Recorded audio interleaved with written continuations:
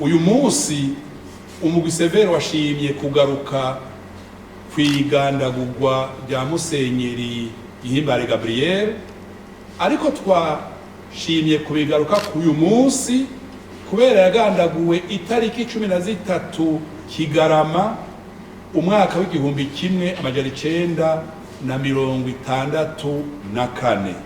ni ukuvuga yuko ku barundi batwumviriza tugiye kwinjira mu biganiro ibiyago biza biributsa amatariki nk'ayo yagoye igihugu. Kugira banyumve neza abarundi, tuzogira ikiganiro kizokurikira mu kwezi kwa mbere itariki 15/0/2025 cerekeye igandagurwa ry'umushikirangoma wa mbere Pierre Ngendandumwe. Pierre Claver Ndayicariye umukuru w'umugwi severe hari mu kiganiro n'amenyeshamakuru aho yariko hashikiriza kwigandagurwa rya Musenyeri GIHIMBARE Gabriel hareze imyaka itari mike. Reka rero tubandanye twumviriza umukuru w'umugwi severe kuko hari n'ibibazo bitari bike yishuye ibyo bamenyesha amakuru. Ivyo rero bifasha iki abarundi?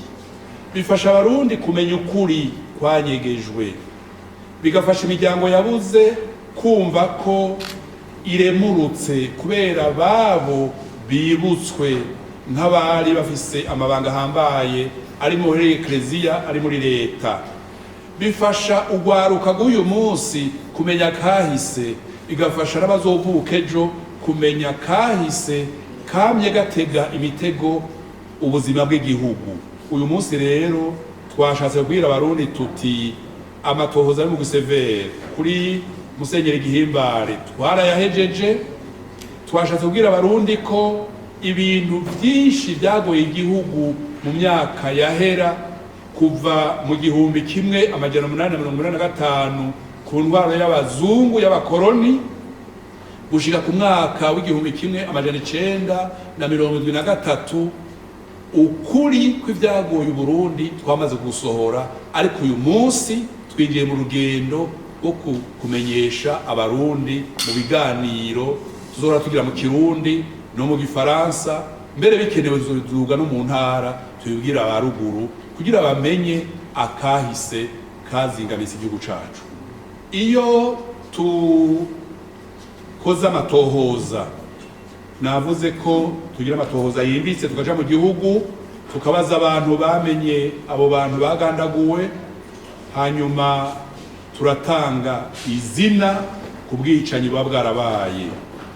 Ariko iyo duhejeje gutanga izina, mu Gifaransa byita qualification juridique du crime, kwita izina ubwicanyi ukurikije amategeko y'igihugu n'amategeko mpuzamakungu, turabwira inzego tuti kugira abantu bige, abantu ntibibagigwe, kugira bagume bigisha. Twatanze ivyiyumviro nko kuri Ekleziya Katolika tuvuga tuti Musenyeri GIHIMBARE Gabriel yarakwiye icibutso nk'umuntu yarahambaye, yarashinzwe kurongora Ekleziya Katolika nk'usubirira uwararongoye Katolika Igitega Monseigneur Antoine Gross. Icibutso gishobora kuba Igitega, icibutso gishobora kuba ku mutumba yavukako, kubera yari afise n'amabanga mu gisoda. Twavuze tuti ico cibutso coshobora no kuba mu ikambi yaranguriramo ubutumwa. Iyo kambi uyu munsi yitwa Kamuha, kera bayita Cambodouin. Urumva yuko icibutso ntigishingwa kugira ngo abantu bakirabe gusa, gishingwa kugira cigishe abuyu munsi n'abazovuka. Hanyuma icibutso ni nk'igitabo candikwa rimwe kikaguma cigisha, ni igitabo kizimbutse, n'ishure izimbutse, kugira ngo ntitugume dukora amakosa amwe kubera tutazi ibyazingamisa igihugu mu myaka iheze. Vyoheze bikagenda gute? Umunsi abarongoye igihugu, abarundi na twese turiko turibaza ico kibazo, twumvise akamaro k'ivyibutso, tuzoraba ibindi bihugu nyene bavyinjiramo naho tari biza gukurikira ivyo abandi bakora, turabe akamaro ko kwibuka.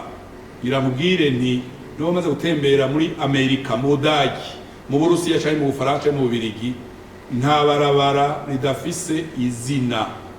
Kandi kubera bamaze kumenya akamaro k'umuntu, ibarabara iburaya ntibagitira igikoko. Iwacu amabarabara yo mu Kibenga ni kuwa mbere, ni kuwa kabiri, ni kuwa gatatu, ukamengo nta barundi bakoze ivyiza ushobora kwibuka, babita modele. Ukamengo nta barundi bazize ubusa, babita les innocents, dushobora kwibuka. Ibimenyetso rero bigwiriye mu gihugu, bicika amashuri menshi mu gihugu, bigacika ibitabo vyinshi mu gihugu, ibitabo bisomwa na bose barengana, kuko uciye ahanditswe Pierre Ngendandumwe ukabukuze uraboza uti Pierre Ngendandumwe yari iki, yakoze iki, yazize iki. Uciye ahanditse Boulevard Prince Louis Rwagasore urabaza uti Rwagasore yari iki, yamaze iki, yagandaguwe ryari, yazize iki. Ejo tugashiraho ibarabara ryitirirwa na Karorero, Colonel Firme Sinzoyiheba na Karorero, canke tukavuga tuti Patiri naka kubera yakoze ivyiza. Tuzaba turiko turigisha urwaruka, twongere twibutse ico umuntu yamaze, kuko burya umuntu ntapfa cane cane yarakoze ivyiza. Umuntu ntapfa cane cane yibukwa kubera yazize ukuri n'ibikorwa vyiza yakorera abandi. Aha turamaze kuronka isengero ritirirwa Musenyeri Ruhuna Johashe, nibarabara Gitega ririho. Ejo tuzokwinjira mu bindi, twibuka abanyepolitike bazize ubusa, twibuka abantu bari rurangiranwa mu burimyi, twibuka abantu b'abadandaza batumye kudandaza nk'ikawa bikomera mu Burundi. Mu vy'ukuri nitwamara kugurura imitima n'ubwenge, ivyibutso bikwiye kuja mu gihugu cose kugira vyigishe igihugu, abariho n'abazovuka. Niho n'abanyamahanga baje kuramutsa Burundi bubaha igihugu, kuko dufise kahise dusangiye. Ntageze kubereka cye kubatembereza tukabajana aho bashinguye Rwagasore, aho bashinguye umuhisi President Ndadaye, aho bashinguye umusenyeri naka, aho bashinguye umushikiranganji yakoze ibintu bidasanzwe mu gihugu.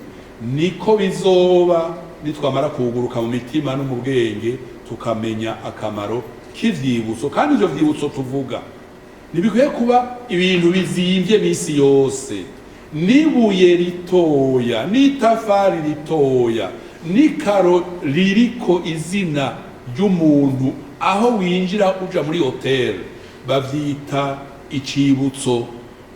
Ni nzu wahaye izina uti iyi nzu kuri university iriho, bahaye umwigisha azwi Patiri nde, hari umupatiri bahaye izina amfiteatre ntaho kaja. Ijya ni monument, abanyeshuri bazo kwivugira ntaho kaja. Aha turafise Bujumbura ngaha hafi ya Hotel Source du Nil, avenue bitiriye Nicolas Mayugi, ni monument. Ivyo byose muvyumve ko ari ibintu byoroshe kumva. Jewe ndabivuga nk'umuntu yabaye hanze, yatembere mu bihugu bitandukanye. Ivyibutso nivyo kwigisha abariho uyu munsi n'abazovuka. Ivyibutso nivyo kwibwira abazovuka, naka yakora ivyiza nawe kora ivyiza. Ivyibutso nivyo kuvuga tuti ujya yazize ubusa n'umuyinosa, tumwibuke nk'umuntu yakora ivyiza hanyuma akagandagurwa atacazira. Biriko biraza buke buke, hari abantu bariko baragira ibintu nk'ibi. Ngira ndabakarero kamwe nje mpeza kw'iparuwasi ya Makebuko, hariho igishusho canke icibutso bubakiye umupatiri azwi cyane muri Katolika yitwa Karoli Gahebe, ari kw'ikaburimbo hajya i Makebuko. Bijya byakozwe ngira ngo na Katolika, paruwasi ya Makebuko n'abanyagihugu, kuko Patiri Michel Gahebe yarakingiye abantu benshi mu 72 bamaze gushika mu makambi bagira abagandagugwe. Aragenda arabasaba arabaronka barakira. Umwe muri aba aheruka kwitaba Imana azwi ni Firmato sebukwe wa Perezida Ntaryamira, yakize kubera Patiri Karori Gahebe. Murakoze.